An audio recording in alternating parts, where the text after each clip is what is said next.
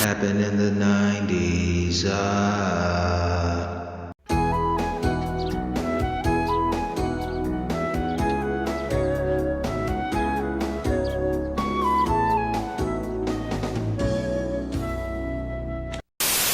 At Burger King, we're always trying to make have it your way better. Like this idea for a win your way college football game. 2 more tries! Run back a kickoff and win great prizes.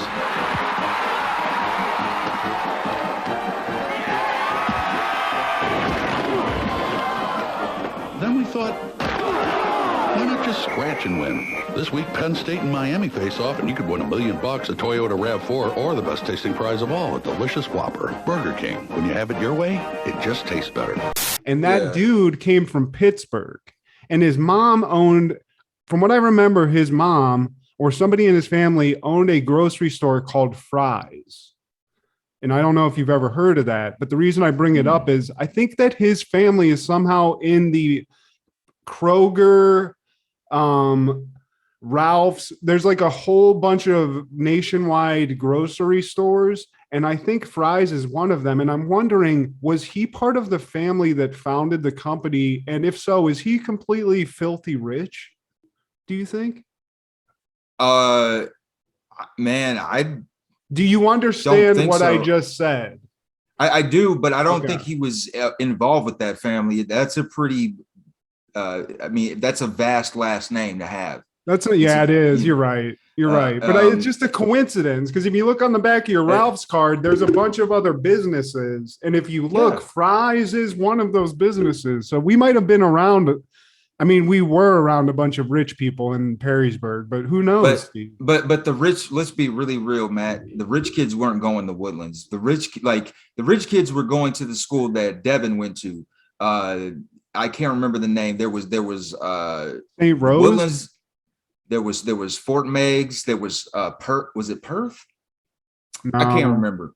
But it might be Fort Meigs. It might be Fort Meigs, man, because that's where Devin went. And I remember that is those neighborhoods on the other side. I feel like I would have went to the Woodlands, because that's where the black kids that were there at that time, that's where they went. I would look at those. You would have been there. Just based on where you lived, I think. Yeah, you exactly. And we were in the working class. Everybody has jobs here. There's nobody's wealthy here really like that. But I remember on Devon's side of town, in those neighborhoods, big fucking 17 room ass shit. Yeah, dude. Yeah, their dads were the execs and the presidents and shit of Owens Corning and all of those types of motherfucking things. I was like, that was the Illuminati. So we lived on the bad side of the track, Steve. Is that what you're saying? I like it that way. I like it that way though. It's more relatable. These are the people who were okay, man, we got here because of hard work. We're not rich, but we're not in the hood. Yeah, we're not living in Toledo. Exactly. We're not. And the thing was, the people in Toledo, my friends, when I moved from Toledo, my friends thought we were the Jeffersons moving. I'm motherfucker, we live in a decent house. You've been to my crib from back in the day. It's a decent house, but what I'm talking about, Devon's neighborhood. Oh yeah. There's a difference. There's a huge difference, man. And like I said, I respect that, because that showed me that man, both my grandparents are working. They're working at GM. I see them working these long hours, and you can get a decent living, make a decent life for yourself and your children or grandchildren if at least you do hard work. But I try to learn some lessons when I would kick it with Devin. Dang, how do I get to this though? I respect what my grandparents are doing, but man, how can I get to that? Because that was new to me. None of my friends had that kind of bread, that kind of house before. I mean, I think I knew one kid, because where I came from in Pennsylvania was so small that where we lived was the spots in Pennsylvania. In Huntington, Pennsylvania, the kind of places we were living in Perrysburg, that was paradise. But I mean, I remember going to the graduation parties, when we graduated high school, and some of those kids, it was holy fucking shit. I remember, man, I don't want to use his government name. Do you remember a kid named Ajay in our group, in our class? Yeah. Really nice dude. and he was in band. Shout out Ajay. I'm not going to use your last name, but you're a dope dude. Hope everything's going good. He had, I think it was a graduation party, but this motherfucker had a tent. He had catering. His house was like a mansion. I walked out because I only knew that guy at school. I'd never like hung out with him. And it was wild to go to some of those people's houses because it was like, holy fucking shit. Is there a Butler house somewhere? Like, where's the Mercedes? All like multiple Mercedes, all that shit. So yeah, it was fucking wild, dude. And I think he's from that neighborhood. Oh yeah. Yeah. Oh yeah. There's a lot of people. Michelle, our friend Michelle, she was from that neighborhood too. Yeah, you're right. That area around Fort Meigs, that was the Illuminati money spot, you know. Yeah, that blue blood shit. Yeah. Fucking Nantucket fucking. But like for me, it's like, what were you gonna learn from the parents of those people? Because those like CEOs of Owens, Illinois and stuff were very much like my dad, where it's like you're just going to an office and doing some office shit. Like there's really nothing to learn from people like that. Well, you know what? At least that experience, because like I said, none of my friends before, like, man, my friends like were like raised like me, like single parent or like raised by their grandparents, living in an apartment or living in the house that's been in the family, like grandma's house, basically. So like that's what I was used to. And then like shit, like the Perrysburg shit, like I became friends with him probably my second year living in Perrysburg. It was like, whoa, this is like bread. Well, shit.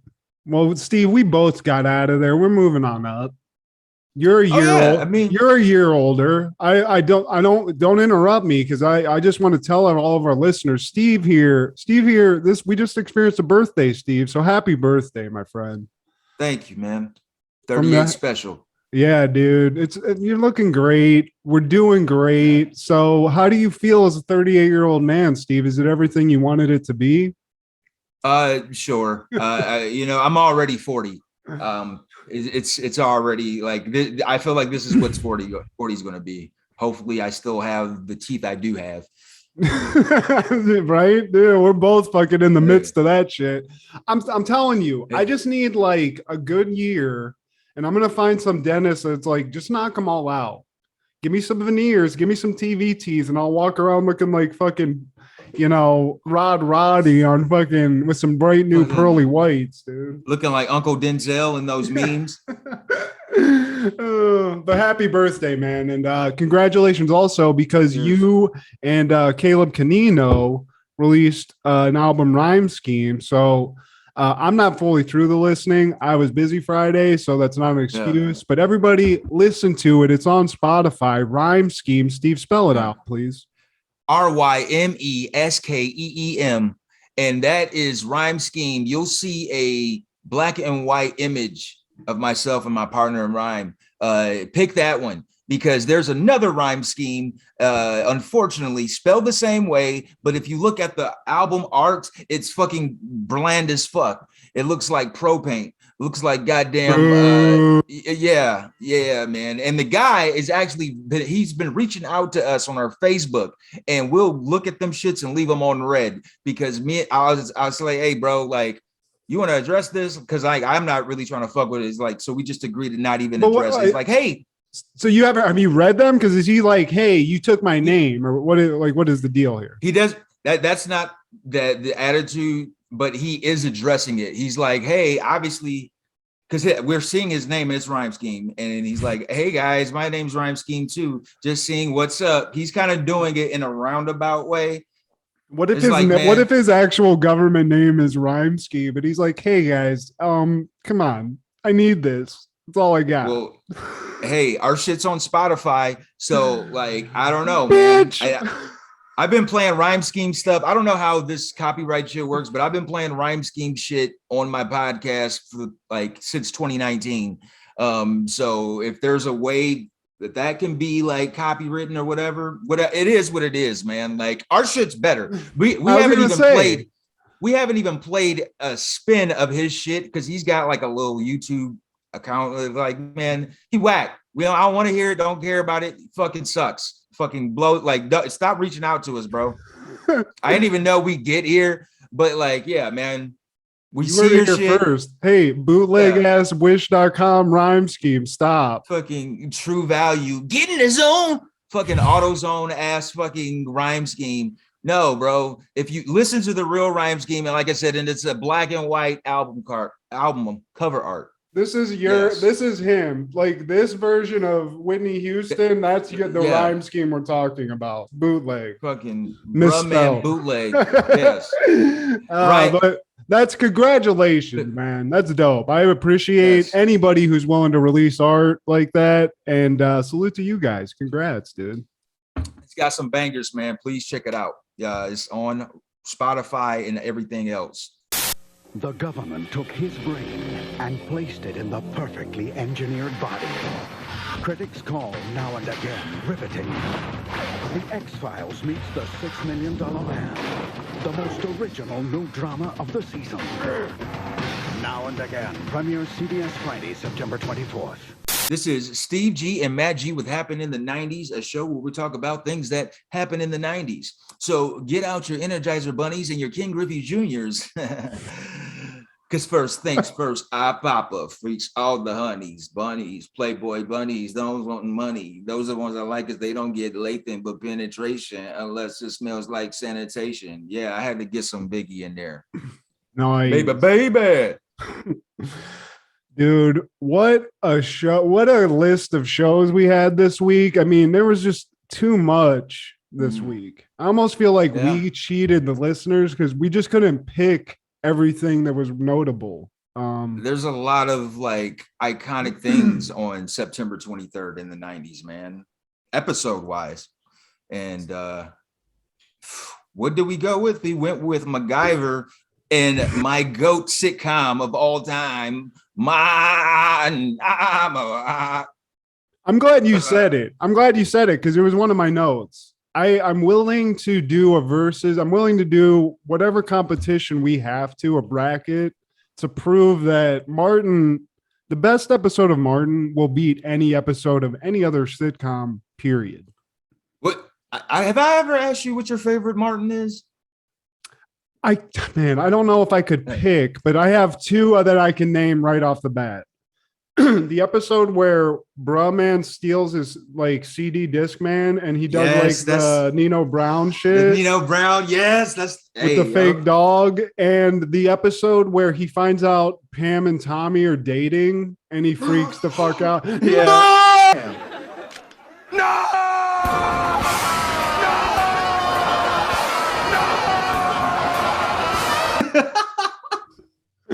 It's so good, dude. So those ones, but the one that we watched today, Steve, it's right up there too. So oh yeah, man. Anita Faker, Shatina Turner. Yes, yeah. Also, the episode that this t-shirt, this Whitney Hutton t-shirt comes from when Martin loses his job and he's just trying to make money. I mean, that's a classic. Oh my goodness. Whitney Hutton, yeah, man, and damn Gina. And like what I love about this episode, it highlights the greatness, the comedic timing of Tashina Arnold and Tisha Campbell, man. This is why they are on my Mount Rushmore of comedic actresses. And they're just the physical comedy. All my notes, well, I digress like a motherfucker. But in 1990, on September 23rd, Get a Life debuts on Fox. A 30-something guy still lives with his parents and works as a paper boy and tries to avoid growing up and being responsible at all costs. Starring Chris Elliott. I remember watching this back in the day. Chris Elliott, an unspoken hero of the 90s, but somebody that a lot of people probably just don't know about. Like he's been in a lot. He's written a lot. I mean, he was in Something About Mary. He's been in a lot of like classic shit. Scary Movie too. Cabin Boy, if you remember that weird ass fucking movie. I do. One of the worst seasons of SNL in 94, 95, which we covered in our earlier episodes. I don't remember this show, but I mean, I'm sure it was probably had its moments. Do you remember this at all? I do. Yeah. It aired on Fox, and I believe they paired it up with Married with Children and Herman's Head on Sundays. Yeah. Herman's Head, dude. We talked about that too. Fox was really trying to figure it out. They weren't willing. They didn't really have any limits at this point. They take gambles. and still to this day, from time to time, they take gambles. But yeah, man, they were in their experimental phase. They had Rock, they had In Living Color, Married with Children, Simpsons at this time, Herman's Head, Martin. Well, But they had Martin, and that's it. You've won the contest at this point. You've made the best show of all time. So good job. On that same day, on September 23rd, Dream On debuts on HBO. Martin Tupper is a book editor in Manhattan, recently divorced from Judith, a psychologist. Martin's life is filled with fantasies and sexual thoughts, many times coming in the form of black and white shots from old TV shows and movies. I looked this up, and I just looked it up again. This shit, I have never even heard of this. Dream On? No, I have never heard of this shit. This was like softcore porn because it aired on HBO, and you have this, I don't know, True Value Richard Gere motherfucker. He always looks like Ryan Reynolds if he was just like, he just was like a dad. Fucking hometown hero Scott Bakula. He was always getting tail. I remember every episode he was always getting tail. So I would watch for that because he would be hot chicks and he would just be getting it in. Dude, Fred Willard was on this show, and I gotta say, Fred Willard looking like a real man's man in this. He looks like Burt Reynolds in the pictures I'm seeing. Yeah, I mean, I can't believe you never heard of it, man. But HBO wasn't as commonplace in the early 90s. I didn't have HBO, Steve. Like I said, when I was watching Skin Flicks, it was either like on a overnight at somebody's house that had Cinemax, or I was watching, I was just trying to make it work with some like R-rated movies from Video Connection at that point. So, hey man, you got to work with what you got. Sometimes you resort to Sears catalogs. Oh yeah, JCPenney, that lingerie section. I mean, that was hot stuff back in the day. Oh yeah, fishnets. Oh yeah, we wear those fishnets. Mom, I have to figure out what I want for Christmas. Get out of here. You've been sitting on that toilet for 45 minutes. Why are you timing me? What the fuck? You got a stopwatch? What the fuck? Shouldn't you be watching the stories? Matt, why are we can't? What happened to this fucking catalog? The pages are stuck together. Stevie! Get off my back! I'm just trying to make it in this world, you see. No, but Dream On. I mean, I wish I would have had access to what I guess is just some hot 90s fuck action, I guess. Yeah. I don't get why this guy was getting all the tail, though. I don't. He just looks like a regular schmegular dude, man. He looks like a UPS driver. It's like if you mix Brian Callen in the 90s with like Craig T. Nelson almost. I don't even know. It's like a weird mashup.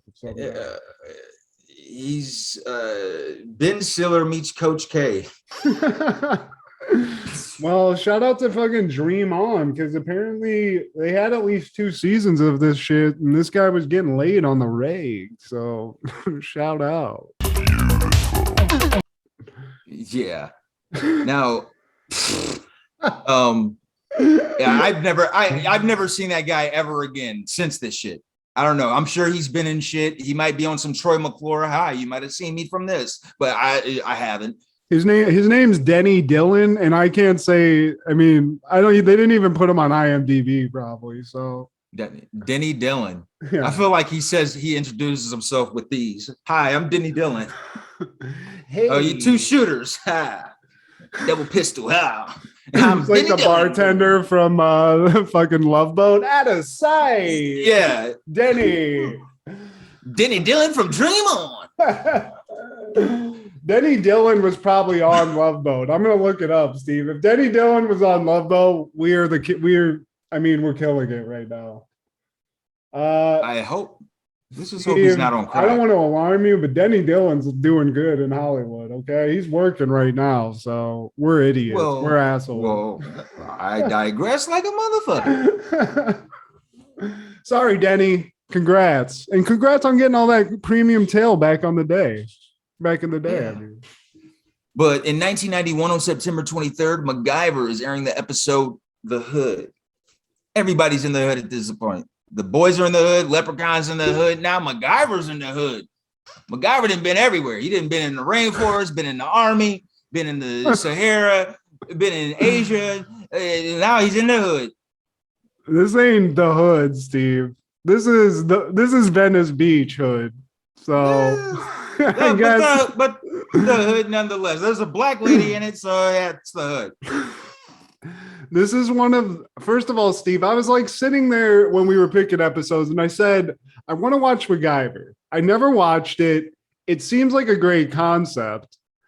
And I remember seeing clips of it, never watching it as a kid. And I wondered to myself now, as a 38-year-old man, why? Why didn't I ever really watch this show? And then when I watched the show, Steve, I figured out why. You want to know why? The implausibility.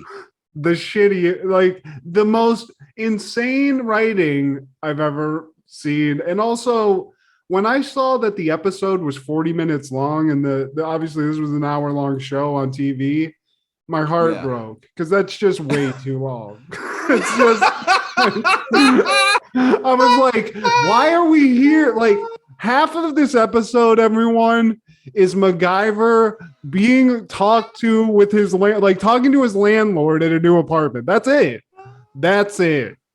So we didn't get any of the here's a stick of gum, here's a paper clip, here's a fucking matchstick, and he creates like a missile that kills a helicopter. We got none of that. We got a little of it, but not much. So I feel we got cheated. But at the same time, maybe it's good we saw this because this show is just a giant dumpster fire of a show. Well, I mean, you already know about the premise, man. He takes fucking toothpicks and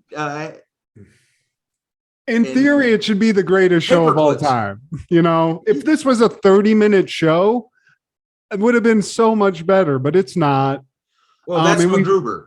Exactly. And what's hilarious is MacGruber really isn't that far off from what this show is. It's really not. They ramped it up like 15%, and that's what MacGruber is.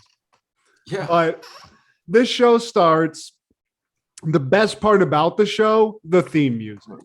Steve can't even. This show is so bad. Everyone, Steve's walked away. He's out of here. It's fucking. The show didn't stink. It fucking stunk, though, man.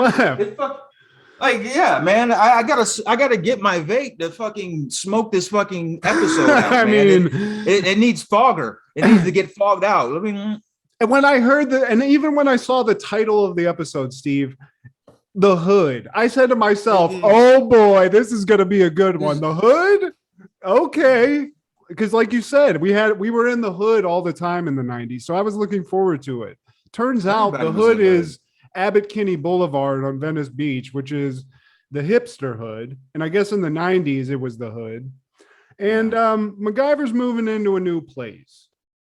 And first thing I got to say is we're 7 seasons into MacGyver. He's killed Guatemalan insurgents with, forks and knives off of a dinner table. He's, saved Russia. He's done it all.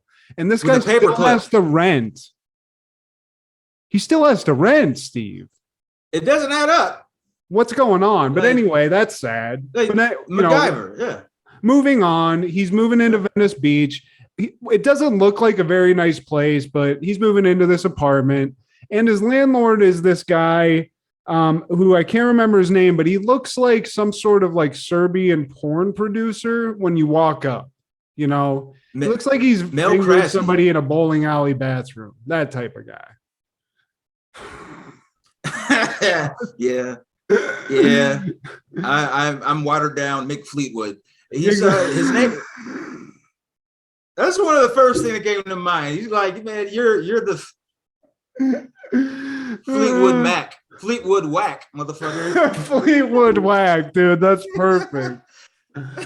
Mel Krasny is his name.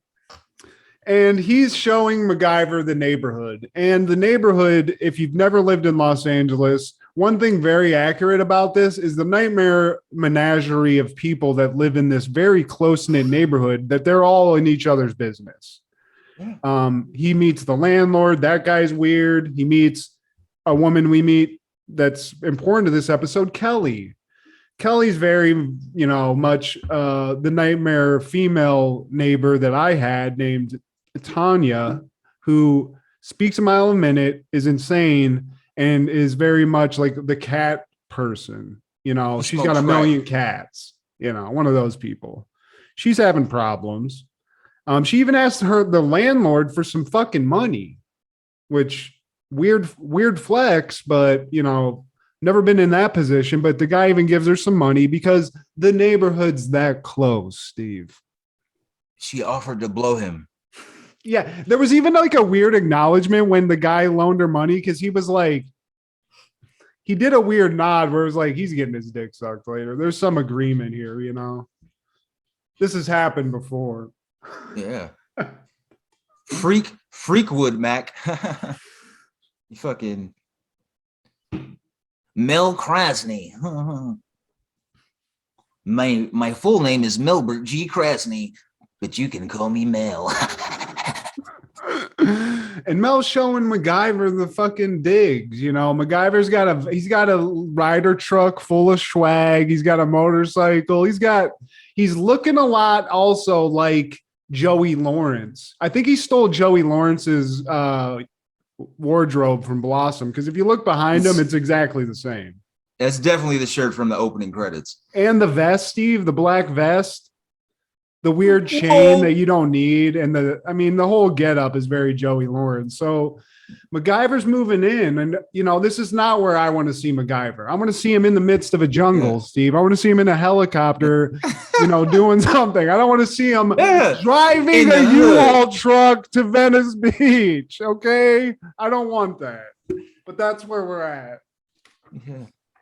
And but it's MacGyver. Like you should be expecting to, like, somewhere in this episode, something mysterious, something mystical is going to happen, because like he's the only motherfucker not named Jesus that can turn water into wine. God damn it, it's MacGyver. This guy could, again, he's a spy, I guess. I don't really know what you would call him. He's some kind of spy or special ops, something. He's MacGyver. Most interesting man in the world before the most interesting man in the world. Basically.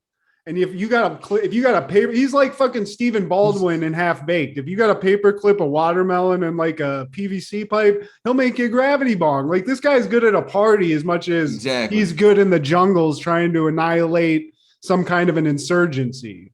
So all this is happening. It's very boring. Kelly this woman we meet, Kelly, is cute little, LA white chick trying to make it. She's on her way to a job. And then we follow her to this job, and this, what appears to be Texas oil billionaire, a very like Ted Turner-ish type dude almost, is getting his nails done in his mansion. And that's what Kelly's job was. Yeah, but you can call him La. Yeah, so La and Kelly are having a little bit of fun in his office. He's getting his cuticles done, getting a little treatment. And, he gets some visitors. The one guy's name is Bobby Lee, which is very weird because I'm a podcast fan. So the whole time this guy's saying Bobby Lee, I'm like, is Bobby Lee from Mad TV about to show up in this episode? He's not. Whoopsie. Yeah. Unfortunately, that would have made the episode way better. I wish he was in this. But this Texas billionaire, he has to get, he wants a manicure right before he's about to have like a little bit of a business deal, because these two like cowboy guys show up in denim Bobby tuxedos. Bobby Lee and Willie. Yeah, Bobby Lee and Willie. Y'all go sit in the living room and have yourself a sweet tea while I finish up in here getting my manicure. And dude, I always say, don't trust a grown man named Willie. Yeah. At some point in your life, you become Will or William. You don't shake hands with a motherfucker and look him in his eye if his name is Willie. That motherfucker does devious things and he touches on little children when no one's looking. Yeah, once you become Willie, it's always, then you have like an adjective before or after your name. It's like sweet Willie, slick Willie, something like that, where it's like, that's like a jailhouse, nickname. I don't like this. You did some. Willie will trade in your PS4 for copper wire. That motherfucker is devious. That motherfucker's just low down, dirty bullshit. Willie. So Willie, the oil. This is not that Willie though. This is like the demonic Willie. He's done something to get all these billions, and these guys come in denim tuxedos. They go out, but Bobby Lee, he takes a liking to Kelly. He's got some very forward vibes to Kelly. He's catching some feelings already, but nevertheless, they go away. The oil man pays Kelly like $100 for the manicure and sends her on the way. Kelly forgets something. She leaves. And I think she forgets her sunglasses.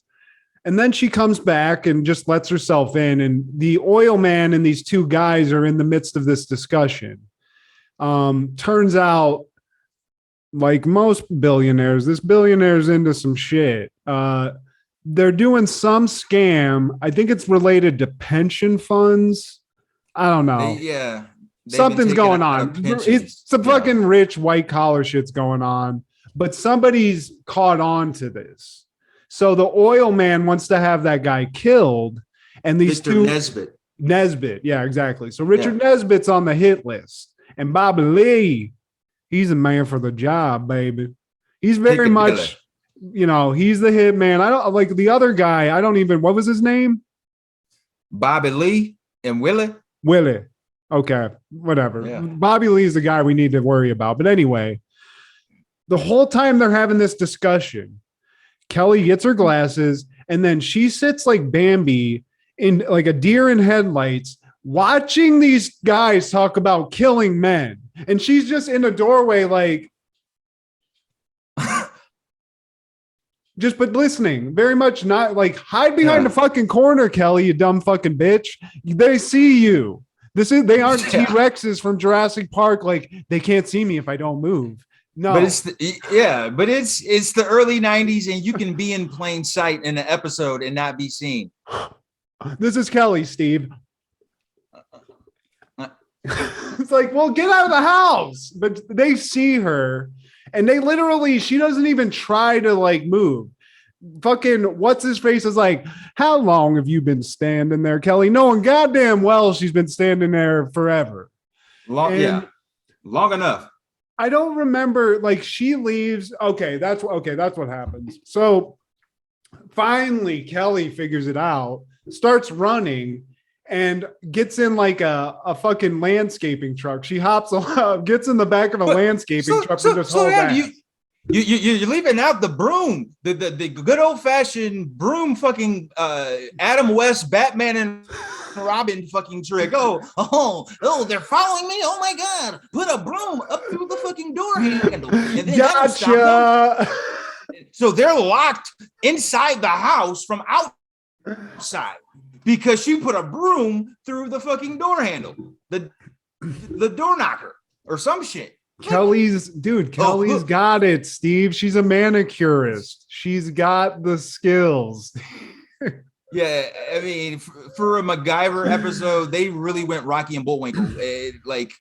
I'll get on that later, man. But yeah, she dodges the fucking Dukes of Hazzard and gets the fuck out of there. But we cut back to Mick Fleetwood in Macgyver, the Mac Man, and he gets some bad news on Fleetwood on the phone, and he finds out that Kelly is dead. So when they go to see Dr. Nate Dogg to go look at the body, it's not Kelly Dobbs. It's actually Molly something. Yeah, and we're going back and forth. So she runs, right? And they realize we have to kill this bitch.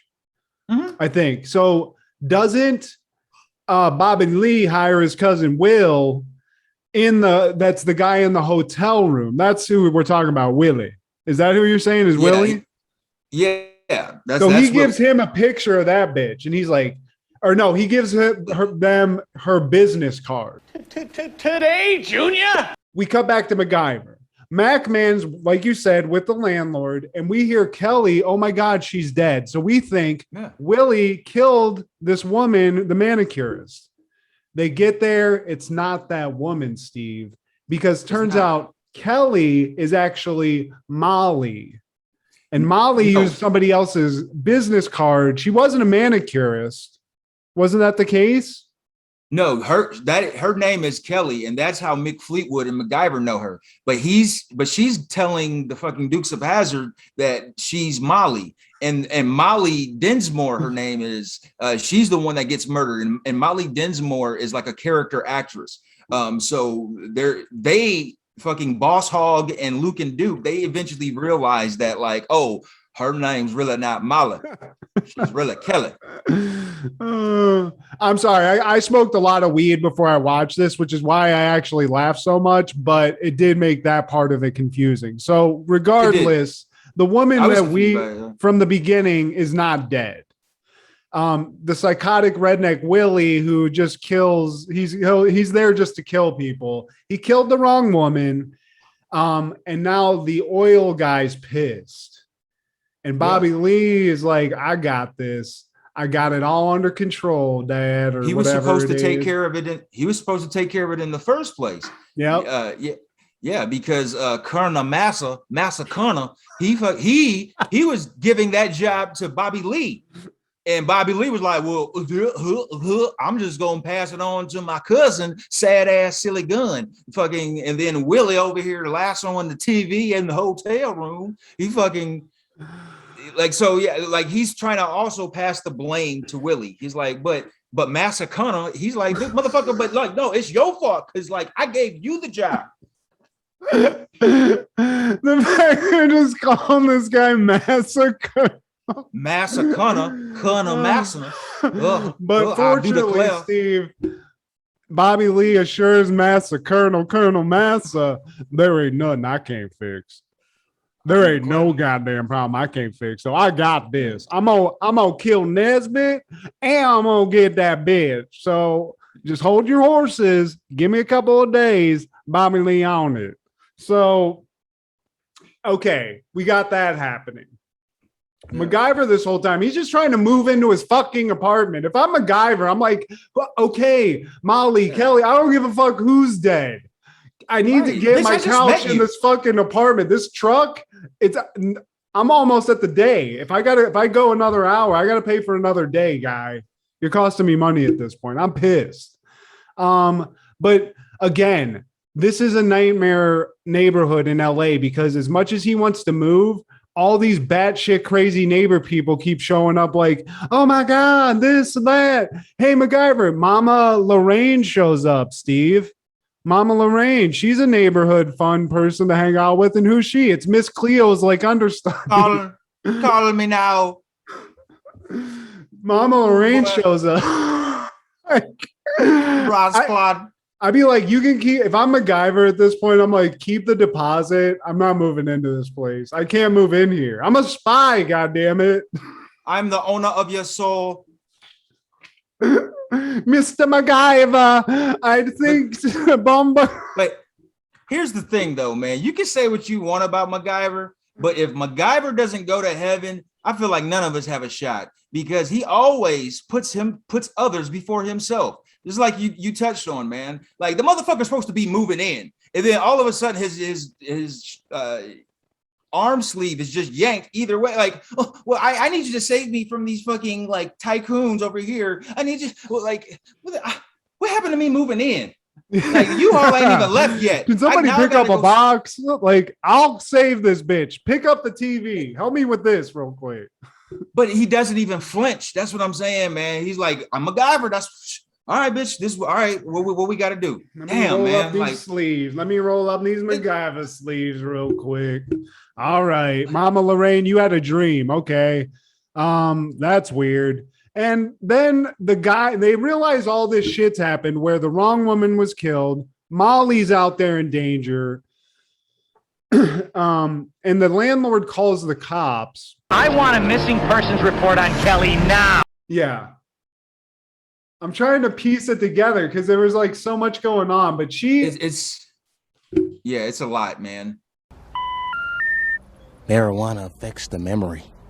Here's the thing. Okay, so Bobby Lee, he overhears the conversation that Miss Cleo, Mama Lorraine, is having with the cops, because the cops got a tip on Kelly. And so he's relaying that to her, and she's writing it down. It's at Theater 1, and I know exactly where that is. And like right as she gets off the phone, she gets decked in the face by Dukes of Hazzard. And he's like, oh, okay. And so he takes the note that she just wrote down, and like now Kelly's at the theater. And so now he's got the drop on Kelly. He tracks her down, and she's like linked up with Macgyver now.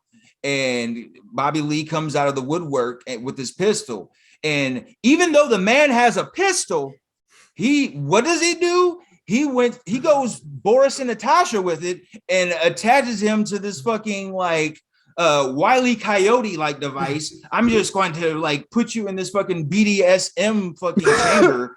And well, that's what it is, Steve. They're in a theater. They're in like a theater you would go see Shakespeare at. And this theater has a torture rack that actually fucking works for some reason in this place. So Bobby Lee gets the drop on him. He shows up and he's kind of playing it that he's in love with Molly, but he doesn't want to hurt anybody, even though he is a hitman. And he says that I'm going to take Molly, Macgyver, I'm just going to tie you up. I'm not going to shoot you. And I'm going to put you in this torture rack. And hey, it's all good. All of your shit. Yeah, I could totally end your shit right now with this device that I just lit off in this theater. But because I'm a buffoon, an early 90s villain buffoon, I'm just going to bring attention to me being here and not like serve a purpose with this device that I have attached to my hip. So I'm just going to go fucking Acme products with it. And just, yes, I'm going to make the lights fall on you. And he played Mousetrap that day and was like, you know what? That's a great idea. So basically ties Macgyver up. And while Molly thinks that everything's going to be fine, that this is all just, he's tying him up, he sets like a match up like this, like Steve said, this trap where eventually a big ass heavy light's going to drop on Macgyver. Bobby Lee and Molly leave Macgyver to die. And of course, now Macgyver's in the zone. This is it, Steve. This is the he one. Don't know who he's fucking with. Like this is right up his wheelhouse. And he was like, "Oh, this is it." He doesn't even panic. He's just like looking around a little bit. Finally, he fucking just uses a stick, a fucking fake skeleton, and he pulls a lever and Macgyver's himself out of the situation right at the last second. Of course, he's worked with less. Yeah, I mean, this motherfucker, he was sitting there laughing in his head. He's like, this is it? This is disrespectful. This motherfucker does not know. This is a layup. Man, like this, like, oh, you about to leave with her? Okay, bro. Okay, I'm about to die. Okay, this is like, oh, it's like, don't leave. Oh, man, this is me about to die. Okay, all right. No, don't leave me, please. And then he gets out. He gets out at the last second. And right at that same time, the neighborhood watch, Wish.com version shows up with Mama Lorraine, the molester landlord. They're all there. And they're like, holy fuck, we gotta to me, if I'm those neighborhood people, I'm like, this motherfucker is like a special. We got like the Green Beret of all Green Berets here. Yeah. This is the best. So they're fine. They're linked up. Bobby Lee takes Molly back to the Budgetel with Willie, and he's doing his best to practice his cow poking or whatever the fuck. I'm a lasso the TV. I'm gonna get on ESPN 3. I'm gonna be one of the top farmers. Fucking. But they track him down because like they like kind of scope the spot. And they see this truck with rabbit's foots and horseshoes. Fucking lucky clovers, goddammit. That's what she said. Like, so like through seeing the rabbit's foots, oh, this is a mystical car or some shit. They find out where Willie is, fucking real life Dale Gribble, and he's got Kelly.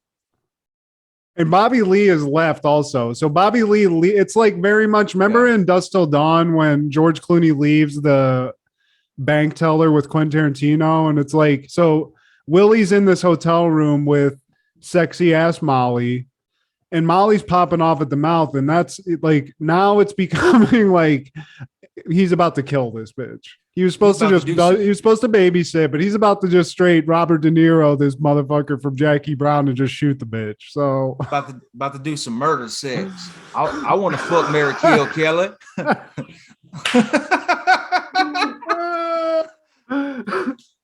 I'm on lasso. I love that, Steve. That's what he was lasso. He's like, I'm on lasso that titty. No, yeah. I'm gonna get that double D with this rope right here and just hog tie me a couple of big old tea towels. And then, like right before he's about to play the murder sex, Mama Lorraine comes into the room and posing as a maid. And this is one of the most, if anything else, this is probably one of the most outlandish things. So, like as Miss Cleo comes in as Florence the maid. You know, she brings in the cart with the rags, the towels, the whole nine. And so Willie, he stands above the cart and he gets up kicked Streets of Rage style from who else? Fucking Macgyver. I don't know if anyone checked the out of the science. Dirty laundry, dude. Out of the dirty laundry. Give me a hell yeah. Van Damme's never even done an up kick like this. Steven Seagal, Wesley Snipes, fucking Michael Jai White, nobody a fucking up kick, but Macgyver. Richard Dean Anderson missile kicks. It's like a Guile fucking sonic boom kick, dude, out of laundry. I've only seen this in Streets of Rage. Like, who else but Macgyver, bro? If out of the laundry, fucking extra points for that. While Miss Cleo's like, I'm just trying to clean the place. Put the do not disturb sign on the door. He's like, nope. Get. Yeah. Fucking, you're interrupting Willie's fuck, marry, kill with Kelly. I'm just trying to fuck, marry, kill. Also, this guy has a gun out. Like, be like, get the fuck out of here. Don't be like, what? What's going on here? I noticed that Bobby Lee and Willie are not good with guns. They should have chosen another profession. Is this their first time? Did they lie on the resume and say, I'm a hitman? But they were like, this guy's never going to ask us to kill anybody. And, you know, like, how can you fact check that, bro? They can't reach my employers. My employers aren't supposed to be reached. Yeah. This is the first indication that they're not a good hitman tag team because Willie, he might be able to rope a titty, but he can't shoot a gun. He ain't even willing to use the gun, Steve. He's a pointer, but he's not a user. So he's got this gun. He gets mule kicked out of laundry. I don't know how it works. It's amazing. Richard Dean Anderson. Shout out to one of the greatest martial arts moves. Fucking Walker, Texas Ranger never did any shit like this. So, man, Willie's down. They got him. They have him like tied up at this point, I think, right? Yeah. But he's not giving up the goods. He's not going to let anything go. And they're like, what are we going to do? But all of a sudden, Richard Dean Anderson, MacGyver's the mind, Steve. And he realizes Willie's he's into some supernatural type thing. He has a lot of rabbit's feet. He has a rabbit's foot on his belt. So fucking MacGyver's the shit out of this situation, takes the rabbit's foot and is like, off his waist. Yeah. Mama Lorraine, do your thing. And she just starts black voodoo. magic. This is it. But also I question this because now Mama Lorraine does like this whole voodoo act, right? She makes her eyes cloud over. She does some crazy shit. And then that makes Willie spill the beans on what's going on and where what the deal is, what the plan is. And it also made me pre-cum. Mama Lorraine, the fact that your name is Mama Lorraine, that has me feeling a certain way. And then you got that long ass tongue and you're able to do that freaky shit for about 10 seconds. By second 3, I was pretty like, it's like, hey, Mama Lorraine, can I call you mommy? Oh, that's nasty. Oh my God, Steve. That kind of, you remember when Marlon Wayans has sex with the shy chick in Don't Be a Menace to South Central? I think that's kind of her tongue was about that long. It's like, yeah, let me see your tongue. Steve, right? But if she doesn't have any real legit powers, how'd she do the thing with her eyes? She's really quick at putting in context. I've mastered that. Okay. I've been doing it since junior high. Hated it. You know, he's fooled by it. And, you know, she basically lets the cat out the bag like, this is my religion. This is what I just did with you was Sunday morning paper or some shit. What did she say? This is Saturday morning cartoons. But again, how the fuck did she do? I'd be like, if I was MacGyver, I'd be like, is there ghosts? Is that what's going on here? She's a pro. And she finessed the fuck out of Willie. Fucking dumbass Willie, silly Willie. And he eventually spills the beans and he gives the drop on where Bobby Lee is. And while they're searching for Bobby Lee, Bobby Lee has the drop on Victor Nesbitt, who's checking into the hotel. And Bobby Lee is posing as a maintenance man. And he follows Victor Nesbitt to his room. And he's like climbing and on the scaffold at this point. So while he's checking in on Victor Nesbitt, MacGyver has the drop on Bobby Lee. And, you know, here he's on his way to save the day. I mean, hey. And just maybe he'll make things out of clay. What do you say? But anyway, here's Bobby Lee's plan, Steve. This is the stupidest fucking hitman plan that I've ever seen. Thank God there was a giant scaffolding that was set up in this hotel lobby anyway. Bobby Lee just climbs up dressed as a janitor, which is just it's coveralls. Yeah. It's not even like an outfit at all. He just went to a fucking uniform store, bought some coveralls, climbs a scaffold, and sets up like a sniper perimeter with leaves at the top of a scaffolding. I'm going to shoot Victor Nesbitt, and then I'm going to get down safely, and then I'm just going to walk out. It's like duck hunting to this guy. And he's got what appears to be a BB gun type setup. It doesn't look like a very high-powered rifle. And he sets up. But I question: is there no employees at this hotel? Is there nobody that's like, hey man, like what's that guy doing way up there?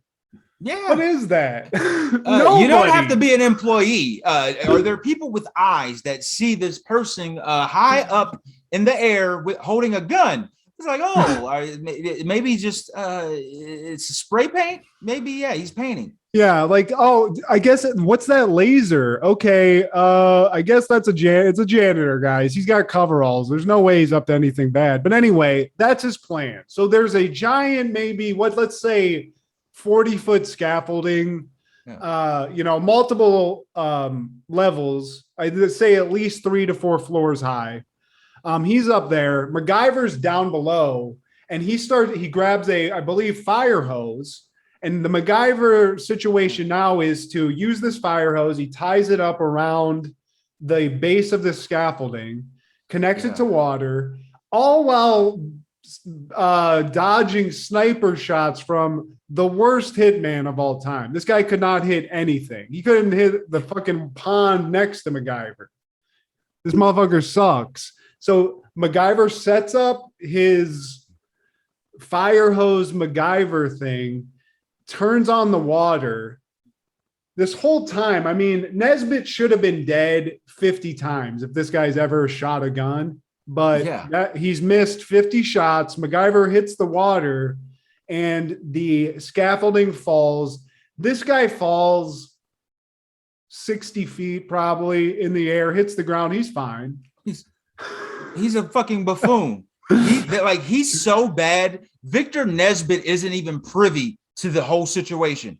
This motherfucker's checking in to the hotel room. He goes in, maybe brushes his fucking sides of his shit. Like, all right, I'm about to step back. He was picking his teeth in a window, just get it like shots firing all around him, nowhere near him, really, in no danger. He's jellying a biscuit or whatever at the buffet. He's doing it all, and then he just walks out. And he's not even hip to the shit. MacGyver's doing his MacGyver thing. But again, you said it, and I question whether Bobby Lee had ever actually killed anybody as a hitman. If he has done this before, it must have been the most basic job of all time. Bro, they lied on that resume for real, dog. They lied on that motherfucker. They ain't never gonna check, man. I'm telling you. You sit in the fucking hotel. Just fucking fuck with the gun. Do whatever weird shit you want to do. We'll just talk this guy into it, collect a check, and we're out of here. And I'm gonna fuck that Molly chick, but no. Macgyver saves the day. Molly's alive. The neighborhood's just rejoicing. Yeah, man. Just rejoicing. It's one of those days, and Macgyver gets back. You know, he still has to move. So he gets back, and lo and behold, something's going on in his apartment, Steve. The neighborhood is contributing to the artwork on Macgyver's new walls, and a familiar face has shown up to do so. Who shows up at the end of this episode, Steve? SW1. Woo! Yes. Shawn Waynes, dude. Who expected Shawn Waynes in this? That caught me off guard because usually I check. He's like in the back of the cast because he's only in there for this scene, man. But yeah, man, it's like wow. And this is around the time Livy Cutler was on the air. Oh yeah. So Wayans family making moves. And I forget his name in this, but he's a local artist, and he's painted a very provocative mural on Macgyver's, a very large mural as well. I mean, goddamn, takes up the whole wall. And Macgyver's not too thrilled with it either. I got to say, I wouldn't be too thrilled with it either. But hey, like you said, just like you said before, Macgyver, nicest guy in the world. He's like, you know what? Leave it. It's for the culture. Yeah. I love it.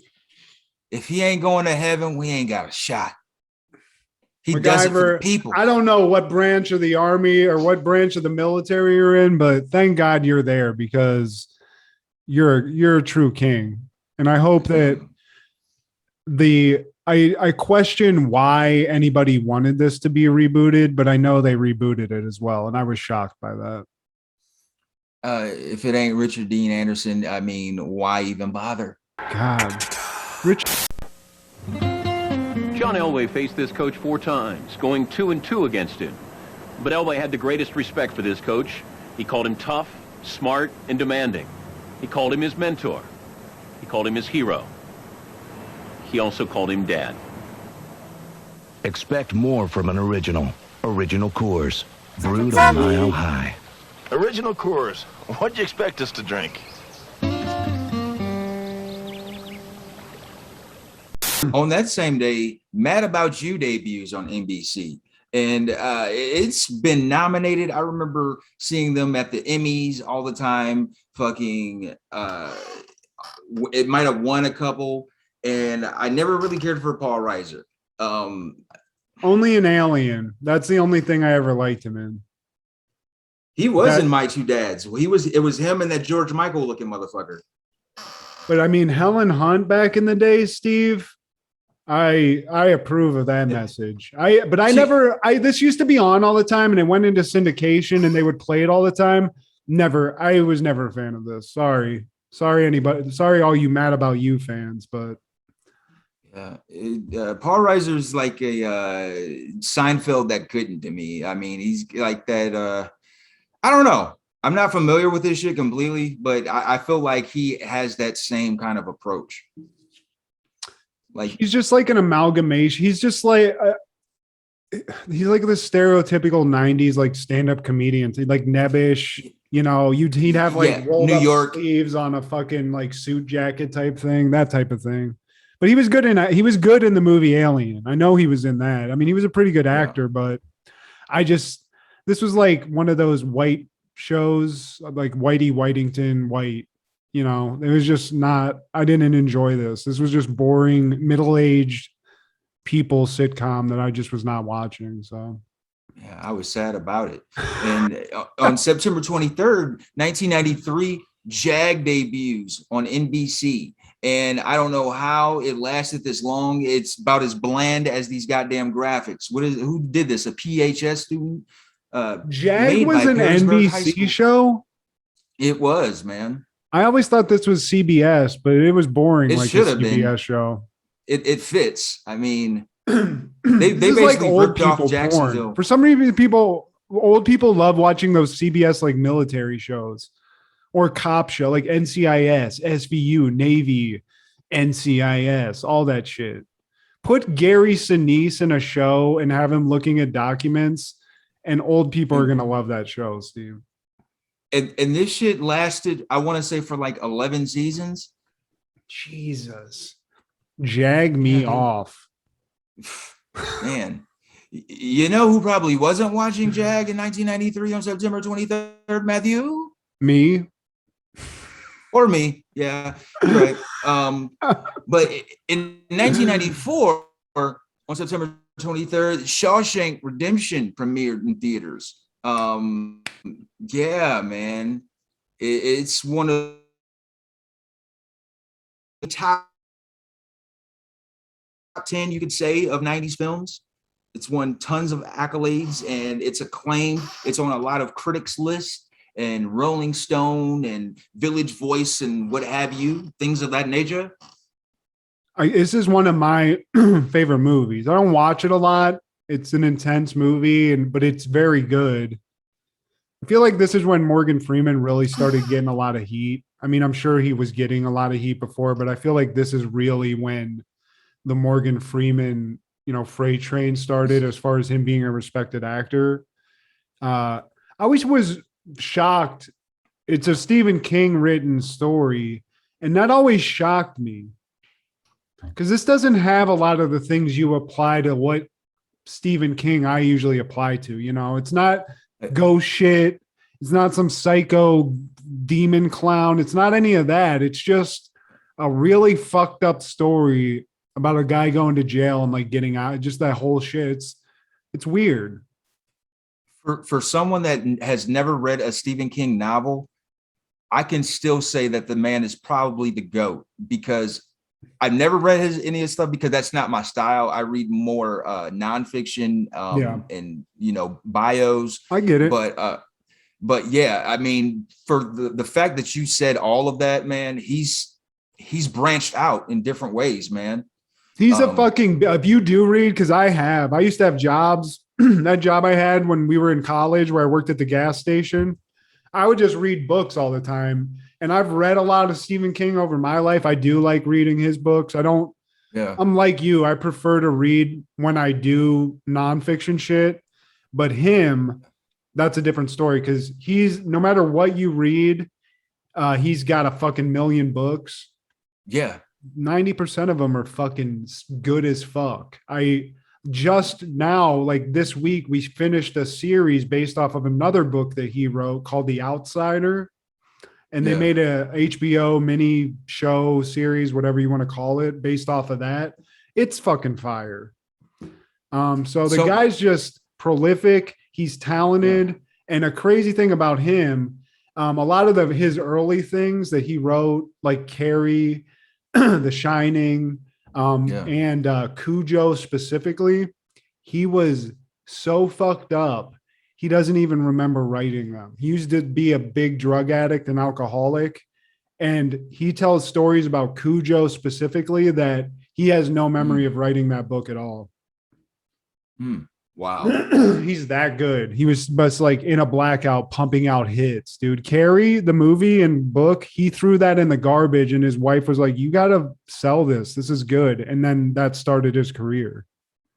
And about Morgan Freeman, this movie did bring him to the forefront as a leading man. But in a coded way, you're saying this is when white people started fucking with Morgan Freeman. I mean, I don't feel like Morgan Freeman was at the top of any list where it was like, I need old guy. Morgan Freeman's at the top of the list. But you're right. It's when white people would go see Morgan Freeman and were introduced to him because he was acting way before this. But yeah. And the same thing with there's Black Hollywood and then there's Hollywood. One of the most famous modern examples to me is Kevin Hart. Now, Black folks knew about Kevin Hart from being on Def Jam, from being on Soul Plane and Paper Soldiers. And then it wasn't until Laugh at My Pain that he made his stand-up special a theatrical release. And some of his most quotable stand-up moments are from that special. And then you even had white people saying, oh, you gonna learn today. But like, that's when now he's on movies with The Rock. And like, now he's not going to do no Paper Soldiers type shit. Unless he finally gets to the point where he's like, I want to slum it one and just do something different, once he's out of this part of the phase of his career, But same thing with Morgan Freeman. Black folks know about him as Principal Joe Clark from Lean On Me, classic from the 80s.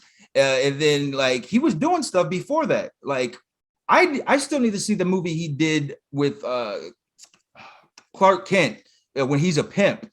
He's like it's in the 70s. And wow. Who's the guy that died from the horse? Michael. No. Christopher Reeve. There you go. Yeah, man. And so yeah, he was doing like some shit since the 70s, man. And he was in an electric company. But yeah, man, when he did this shit. This is when this is when I really remember him popping off. This movie, though, I feel like that was kind of the case for everybody to a certain extent. Tim Robbins popped off before this, like he was in Jacob's Ladder and stuff like that. But this is when these guys they won awards. They went on to like do a lot more dramatic shit. But this movie, dude, it's fucking good. Everybody in it's good. But this guy behind you, I don't know his name, but the guy that plays like the prison guard with the real fucking deep voice and shit. Yeah, the asshole. Yeah, the asshole guy. That guy is, he's in a lot of Stephen King movies. He's just like somebody that kind of is always in them, but he is a good villain. That's what I always remember is being such a fucking like badass villain. He's got the look and the voice. His voice is really intimidating too, but great shit. And a lot of quotable shit too. People quote this movie a lot, and it's like it's just weird like how wide this goes, because it's really a dark fucking movie. There's a lot of fucked up shit in it, but your grandma will watch it, your mom will watch it. We watched it when we were like college kids, and like everybody was like, dude, Shawshank, this movie's the shit. It's just because it's that fucking good.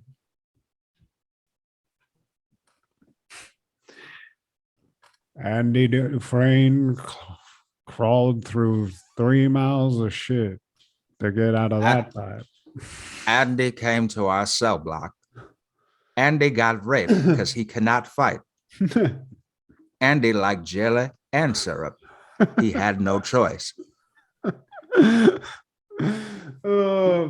this is just a good ass movie, and it's probably, you're right, it's definitely in the top 10 of 90s movies. It might be in the top 10 of movies in general. I don't know. It's hard to make depending on who you ask. Yeah. Depending on who you ask, for sure, man. But in 1995, September 23rd, Martin is airing the episode Blow Baby Blow. Season 4 they're in. And when music producer Biggie Smalls, aka the Notorious B.I.G. himself, comes to town, everybody wants to be a star. You want to be in pictures, kid? And this is in the thick of Martin. This is right in the what I call like it's the sweet spot of Martin. Like seasons 3 and 4 to me, I don't know. Those are my favorites. Maybe 2 too, but this is when he upgraded from WZUP. WZUP is he's not a radio host anymore. He's a TV producer at this point. He's got a TV show, and right away he's like, he's working, and then Biggie Smalls shows up out of nowhere, because turns out these guys are old friends. Yeah, they go back, man.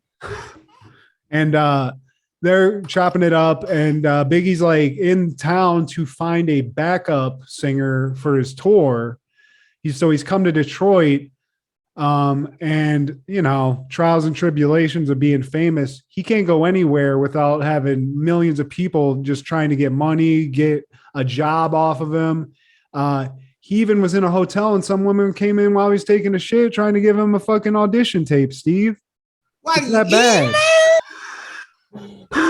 Get your ground. So he's talking to Martin about all this, and Martin's like, you know what, man, fuck all that. You're gonna come stay with me at my place. And in my head, I'm thinking to myself, Biggie Smalls at this point, rich as fuck. I'm not staying in some guy's apartment. And you rose solo like that? You're Biggie Smalls. It's 95. Your biggest hits just came out over the summer. You're global. Puffy ain't even there. Where's Puff at? Yeah, you just pulling up in Detroit of all places, solo dolo. And don't nobody look like you in 95. You got those shades on. You got the wind. He's like, he ain't even high. He don't got even a hat on, Steve. It's like he came out of a Hype Williams video. You don't even, it's like, that's Biggie. That's definitely Biggie down the street. Biggie. I know that's him. I saw Biggie from 17 blocks away. Like, he's this big black dude. He's wearing like Lokes. That was Christopher Wallace. And I'll tell you what, Steve, here's what I respect Biggie about. He's here. He's a celebrity. He's a star. Very humble. He's worried. He's like, man, I don't want to fuck anything up. You sure your wife is going to be okay with this? Yeah. You know, I wouldn't expect a celebrity of this stature to be like this. I'd be like, all right, I'll come to your fucking house, whatever. Like, fuck it. But even he's like, I'll buy Gina dinner. I'll smooth all this over. My bad. Thanks for letting me sleep on your couch. Like, this motherfucker's going to sleep on a couch? There's no way, unless that's a fold out. And if that's a fold out, it's getting fucked up. Because look at this couch and look at that man. Look at the couch and look at the man. He's just in a cover bed, like when you were a little kid, like on the floor. Yeah, he don't have to make a pallet. I mean, let me get every cover we got in the house and just set you up a bed on the floor, man. Sorry about this. Not even a fake mustache, Christopher. Not a wig. You just out there, man. You out here. And here's the thing, Steve. It's not like it's even an overnight thing. It's for a week. This motherfucker is about to sleep on a couch for a week. And this is Notorious B.I.G. at the height of his fame. So this man's humble. He's there. He's accepting of whatever he can get. And Martin's accommodating. So they show up to Martin's house. Gina's fresh off a nap. And Martin's like, look, I got a homeboy here. He's going to be here for a week. And she's like, man, what the fuck? Rightfully so. I'd be pissed too. But then he's like, look who it is. And Gina's tune changes as soon as she sees who the guest is. Yeah, you just can't invite anybody in there. Hey! Oh yeah, everybody. She's like, man, what the? Oh, hey, Biggie, what's up? Let me get you some scrimps. Like, but I mean, I would too. Fuck it. You got fucking Notorious B.I.G. over there, but here's the thing, Steve. All of a sudden, even Gina, as beautiful, talented as she is, she hears that Notorious B.I.G. is looking for a backup singer. And as we all know, Gina's a singer. So that starts getting little birdies chomping around in her head. And she starts acting a little fucking crazy. Yeah. Got the chops. And Big says that she could be the next Anita Baker. And, she's just flattered. She's turning red. And in comes Tommy and Pam. And Martin introduces them as such. Hey, this is my best friend, Tommy. And that's man's best friend, Pam. And, oh, man, one of the classic one-liners. And then Pam says, out of the way, ear, Jordan. Leave the ears alone, Pam. She said, step to the rear. I would have loved to step to her rear. Still. Steve, I got to say, she's one of my top 5 crushes of the 90s. Oh, my friend Sean met her at like some sort of an event for the Screen Actors Guild because he was in it and took a picture with her and even told her that I had a huge crush on her. So I was that far away. I was one step of separation away from Pam. Yeah. And she's instantly like, what the fuck? It's Biggie Smalls. Like, can you Tommy imagine? Has no idea. Yeah. Tommy's not the thing, Steve. You don't want Pam finding this shit out because you don't want word getting out. And what does Pam do as soon as she leaves the apartment, Steve? Girl, don't tell nobody. I'm going to tour with Biggie Smalls. Biggie Smalls? You don't know the song Biggie Smalls? Man, you ain't tripping. You ain't going to tour with no Biggie Smalls. And then Buck Whitey, when Buck Whitey finds out, oh man, all of Detroit gonna find out. He's the plug. Everybody know Buck Whitey. Buck Whitey. I forgot about that character, but if Biggie's looking for a white rapper, Buck Whitey's ready to fill that role, Steve. But now all of Detroit knows that Big E is at Martin's apartment. He's been doxxed. To use some actual verbiage from now, Big E's doxxed, and now everybody and their mama is showing up to give out a mixtape.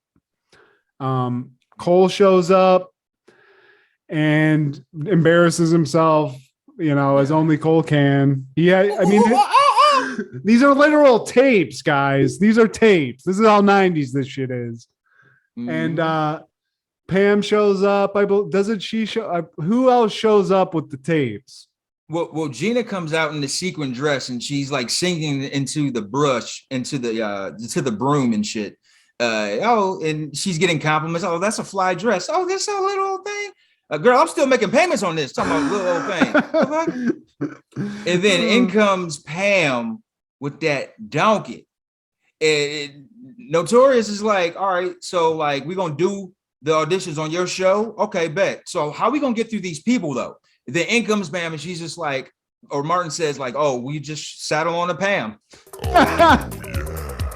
The best back and forth in sitcom history, Pam and Martin. That has to be it. That's it. Yeah.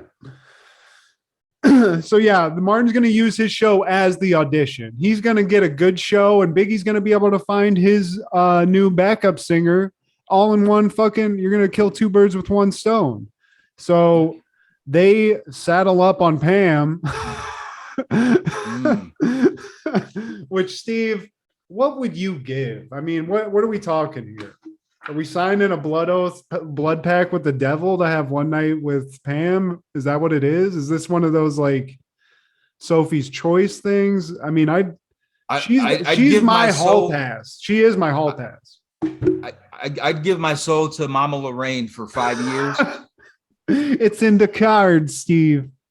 Oh, call me now, boy. But at this point, we also see there's a rift between Gina and Pam because they're competing for Biggie's, a spotlight to shine. You know what I mean? You're Anita Faker. Oh, you're phony Braxton. And then Martin's like, well, shit, if you had one more person, you'd be phony, phony, phony. I see what you did. Yeah. And then, so we show up to the auditions.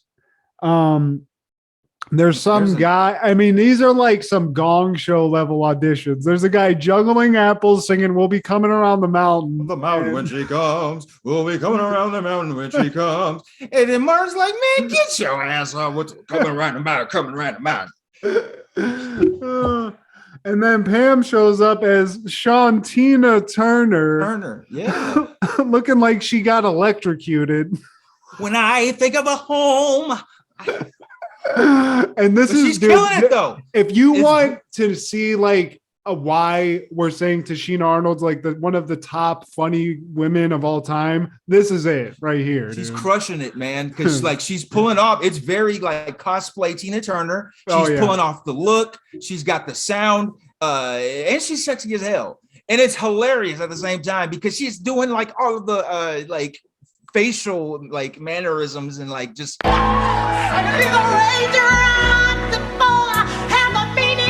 really selling it, just really selling it, man.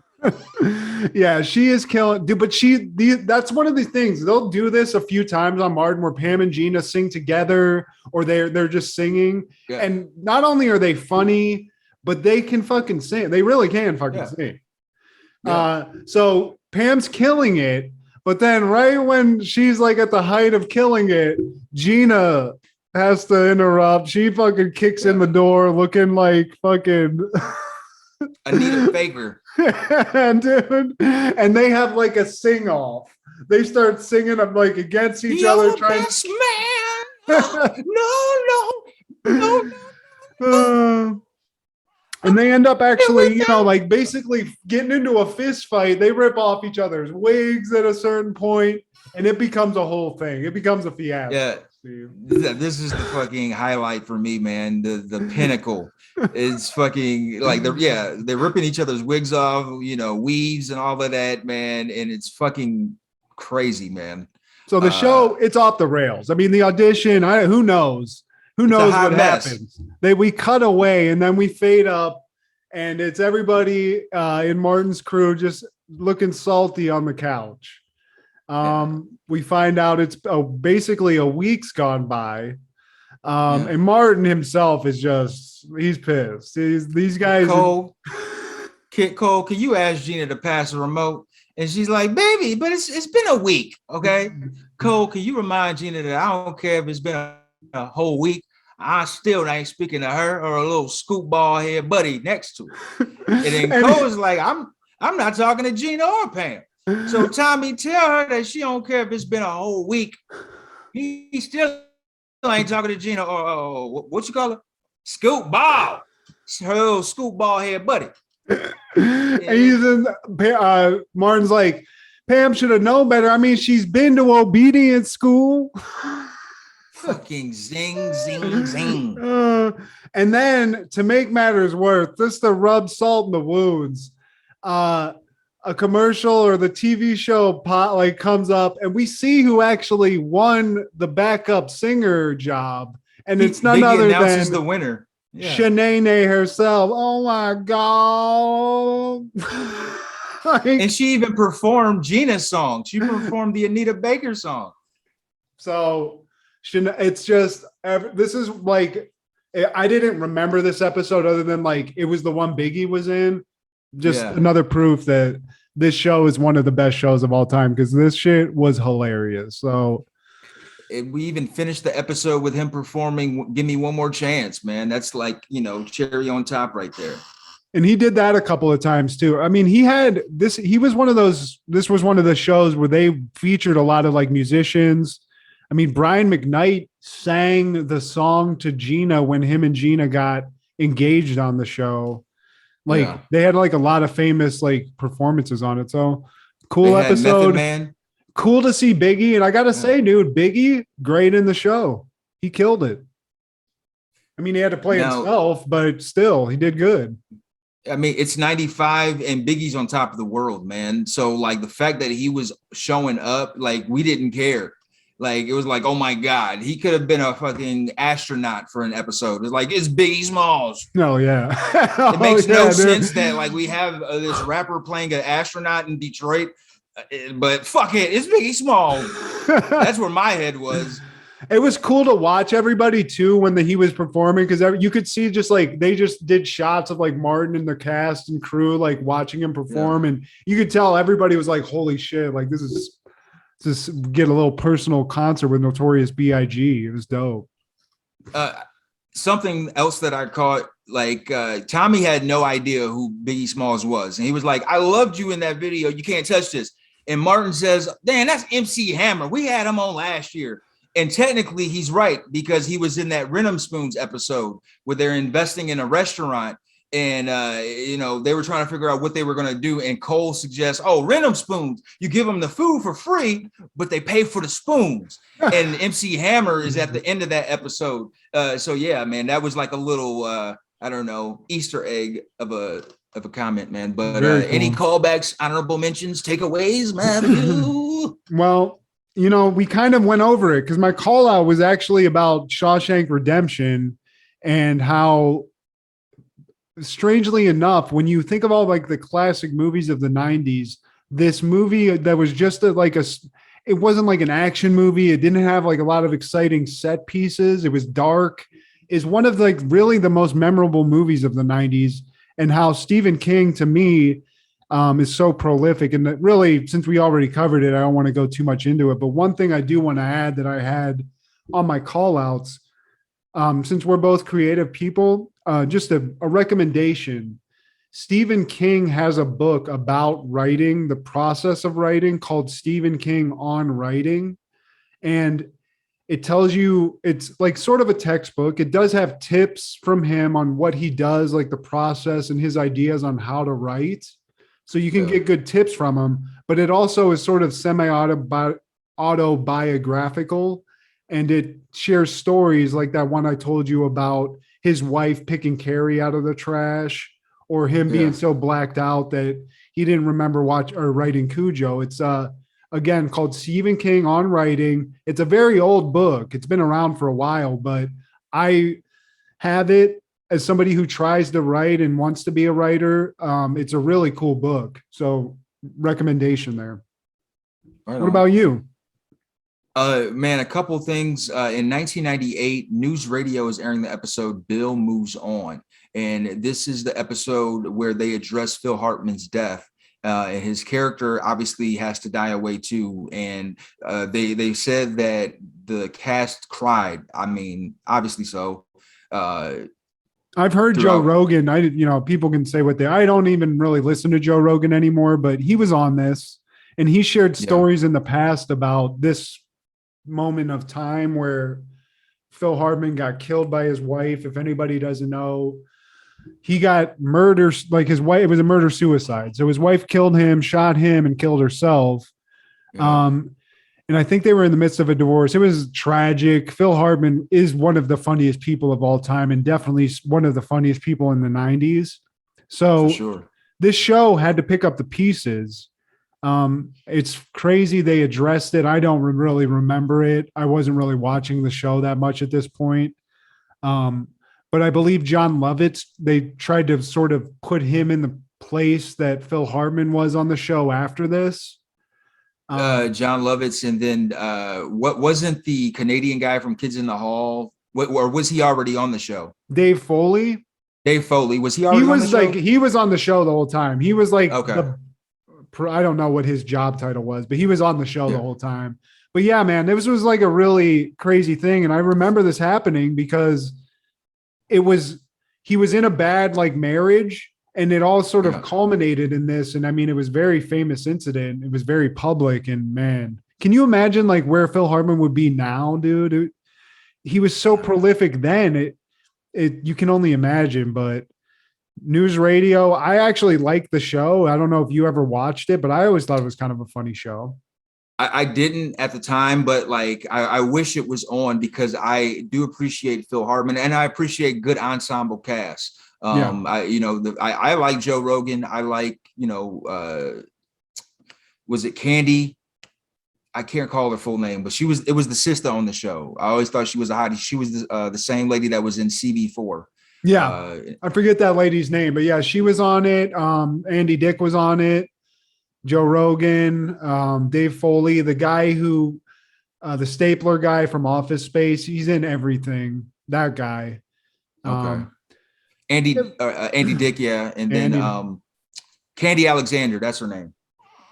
It's a funny show, it's one of those 90s sitcoms that sort of got overlooked. There was like Friends and shit was out at that time, so it was it lasted a while, but it was one of those shows where I don't think a lot of people clocked it.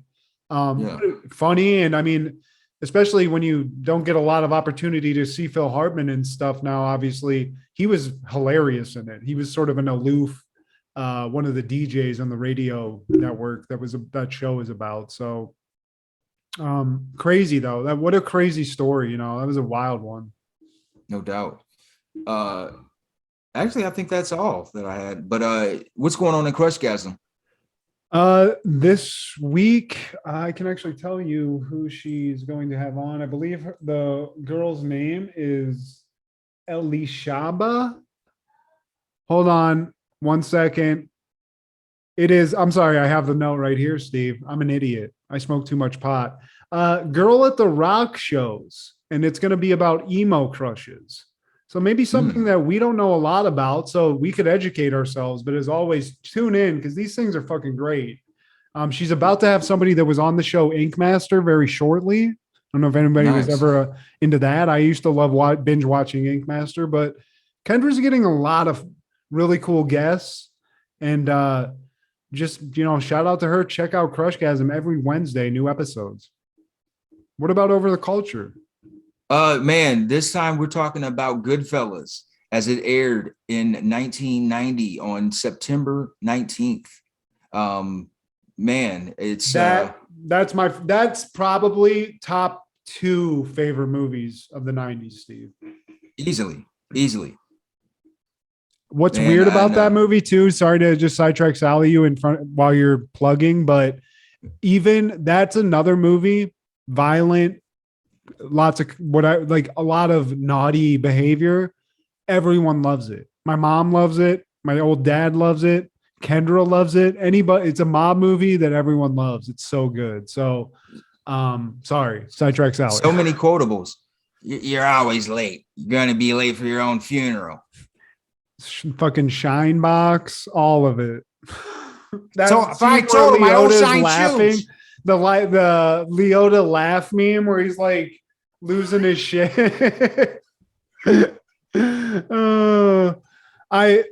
It's a toss up for me between that. That is my favorite, but Casino, I don't know how much you like that movie, but that one's like right both. There, dude. That one's right there. Yeah. But again, start from the beginning. What's happening on Over the Culture, Steve? Well, I mean, yeah, that's the main thing. And then obviously I want to talk about Norm Macdonald. I didn't know he kept that within close quarters this whole time, man. A legend in the game. And, now he's up there with Burt Reynolds and the real Alex Trebek now. Celebrity Jeopardy in heaven, man. Dirty Work, a 90s classic to me. It didn't get the shine that it deserved because I believe it was released as an independent flick, but him, Artie, Chris Farley, R.I.P. Don Rickles, Chris Farley too. Bob Saget actually even directed Gary Coleman that. Had a little cameo with the Saget man. Gary Coleman was in it, and Adam Sandler had it. Like, he's burning. Adam Sandler plays Satan. I mean, so shout out to Norm Macdonald, man. One of the greats, man. Canadians are cool, Matt. He's the coolest. I love Norm Macdonald. I love Dirty Work too. Are these a bunch of dead hookers in the trunk? I've never seen so many dead hookers in my life. I mean, that movie does not get enough credit. No.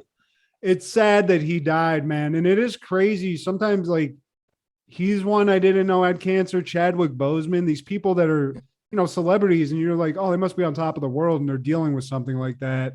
And it sucks, man. I had cancer as somebody that had it. I always hate to hear when somebody dies of it. It's never cool. And when it's somebody as cool as fucking Norm Macdonald, or fucking Chadwick Boseman for that matter, but definitely Norm Macdonald, It's like, fuck, man. And he was one of those people that sometimes he sort of went away. I think he sort of never censored himself and got in trouble sometimes. He might have said some things that people didn't like, especially more recently when people are getting more sensitive about everything. But he, to me, was the greatest Weekend Update host. He's one of the funniest, one-liner guys, and was always somebody who, just generally speaking, when you see him in an interview on Howard Stern or The Tonight Show or anything, he was always just fucking funny as shit. And personally, for me, if I'm sharing my favorite Norm Macdonald thing, it's him and Billy Madison.